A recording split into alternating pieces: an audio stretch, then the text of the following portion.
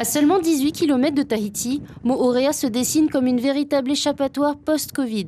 Ici, dans le domaine foncier, la demande est bien plus élevée que l'offre. Résultat, se loger coûte très cher, il faut débourser 85 000 francs par mètre carré en moyenne. À terme, on sait que ça va chasser la population. C'est-à-dire que la génération future, quand ils vont grandir, ils n'ont absolument aucun moyen, s'ils n'héritent pas d'une terre, ils n'auront aucun moyen de se l'acheter. Donc il va falloir, s'ils veulent se loger, s'ils veulent trouver du travail, d'émigrer au moins sur Papeete et devenir des Tahitiens de Tahiti et non plus des Tata Moorea. En moins de 5 ans, le prix de l'immobilier sur l'île Sœur a subi une hausse de 50%.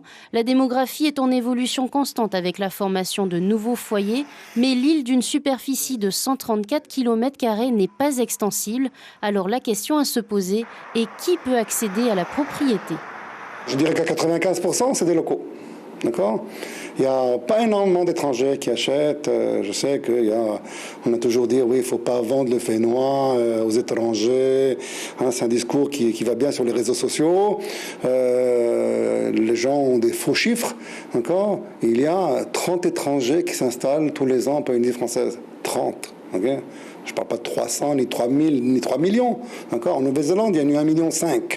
Là, on parle de 30. Donc, il faut relativiser tout ça. Ce n'est pas les étrangers qui font changer le prix. Nous savons que Moorea, on va dire que c'est l'Eldorado de la Polynésie parce que bien Moorea se trouve juste à côté de l'île de Tahiti et donc tout le monde veut venir vivre à Moorea et beaucoup de personnes veulent jouir de cette qualité de vie dont nous bénéficions aujourd'hui au sein de notre île. Mais nous disons que cette qualité de vie-là, elle a aussi un prix. Et donc, tout doit être mesuré de manière à ce qu'il n'y ait pas ce boom, on va dire, en matière de développement économique et qui va faire que demain, Moorea va devenir, on va dire, deuxième ville de Papeete.